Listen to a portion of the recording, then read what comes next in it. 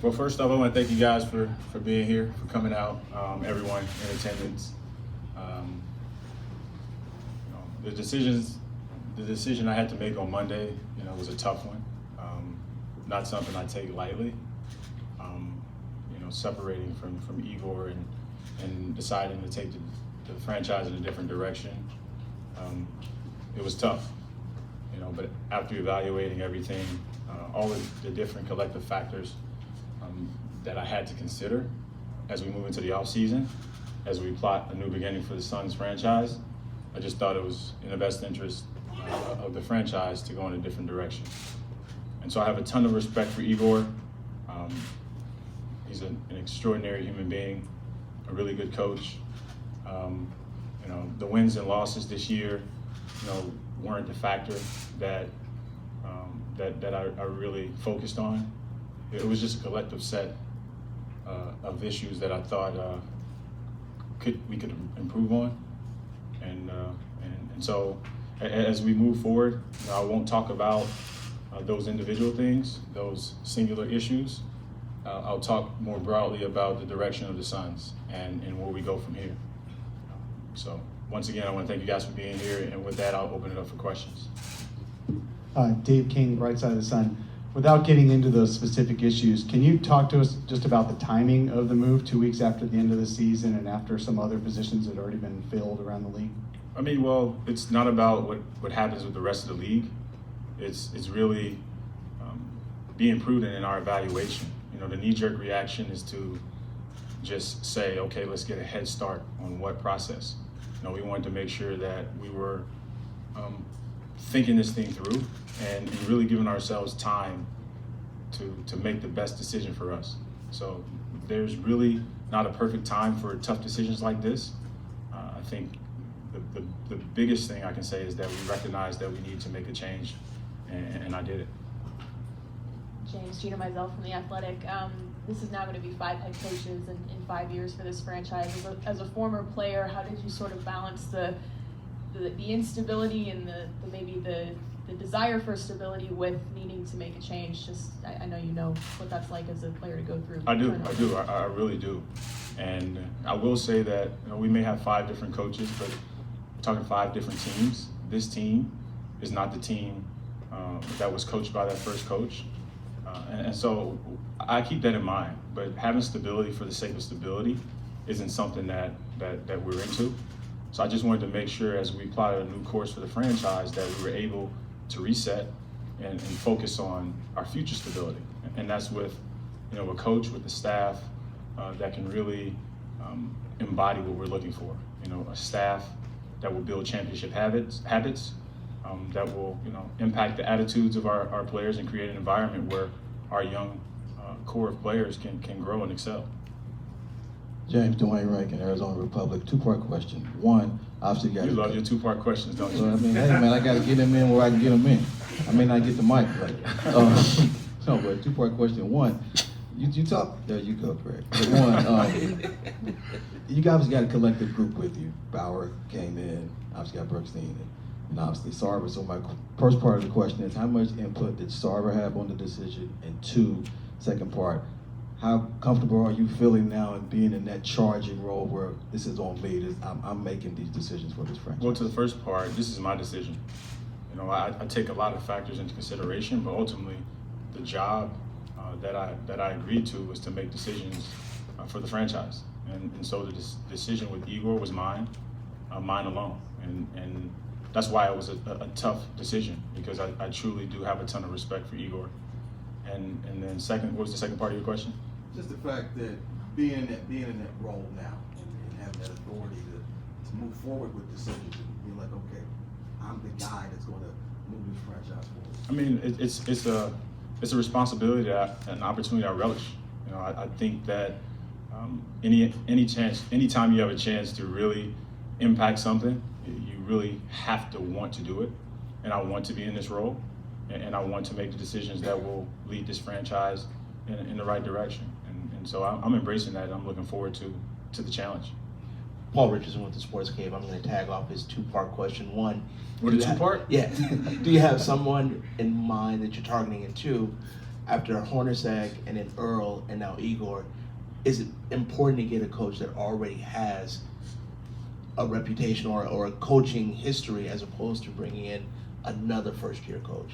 Well, I'll start by saying with having a ton of respect for the candidates that will be in consideration, I won't go into who those people are, the characteristics that they must possess. I can speak to that. You know, we want a leader, someone that can relate to our players, someone that will challenge them, someone that will force them to thrive in a competitive environment.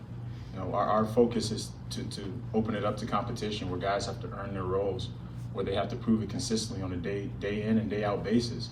They have to prove that they earn the right to wear the Suns jersey.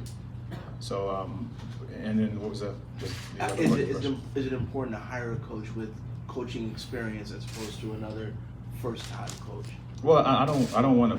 You don't want to box yourself in. You know, of course, you know, having NBA experience as a head coach is gold. You want that. I mean, I think every team out there is looking for that, and that's it's definitely a characteristic and a trait that's appealing to us.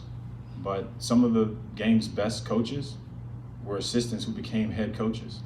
You know, I played for a couple, and you know, you just hope that you can find the right guy. So we're going to find the guy that possesses the right traits to lead this team, and we'll do a deep dive and an evaluation after that. James Greg Moore, Arizona Republic. This will be a one-part question.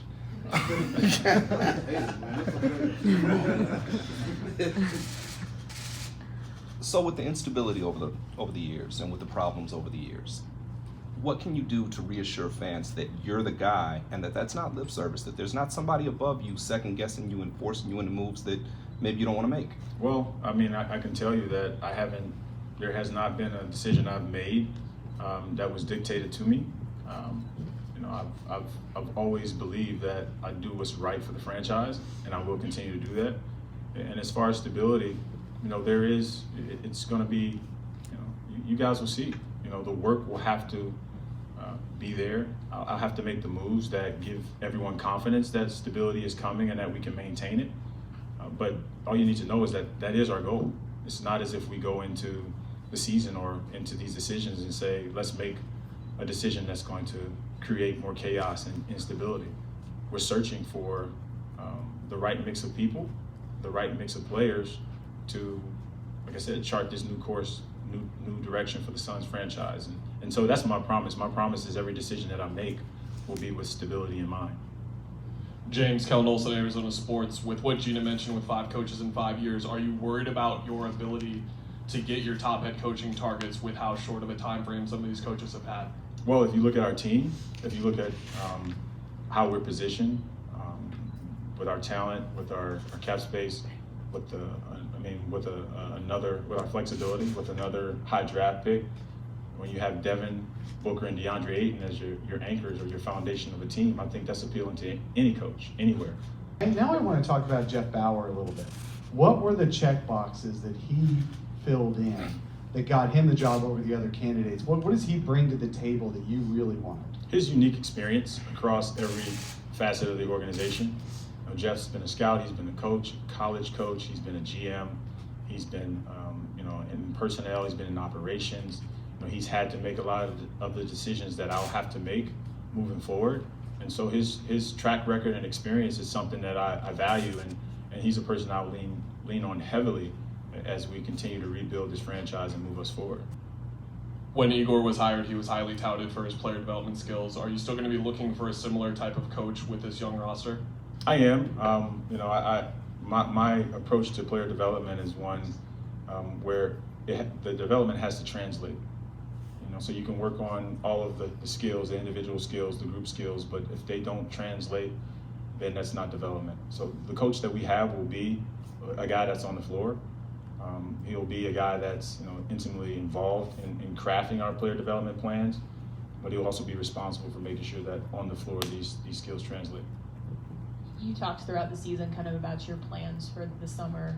Now that you're in your spot officially, Jeff's on board, Trevor's still here, just has anything changed, or just can you sort of give some insight onto kind of your priorities now heading into the summer? No, our priorities are still the same. You know, we need to add guys in their prime. We need to raise the floor of our team, and you only do that with NBA players, not prospects, but NBA players. So we'll focus on acquiring those guys via all the channels we can. We'll look towards the draft and try to add a very good young player who we hoped we don't have to rely on for production, and then we'll continue to have that internal improvement and push our guys to be better next year than they were this past season. Coach, as far as the timetable, you've got obviously the lottery, the combine next month. What's the timetable on getting the coach in? You want someone in before that? I don't have an artificial timeline, but I do know we want to move swiftly, but we want to be thorough, and you know we won't rush it and try to squeeze a coach or fit a coach in a particular window.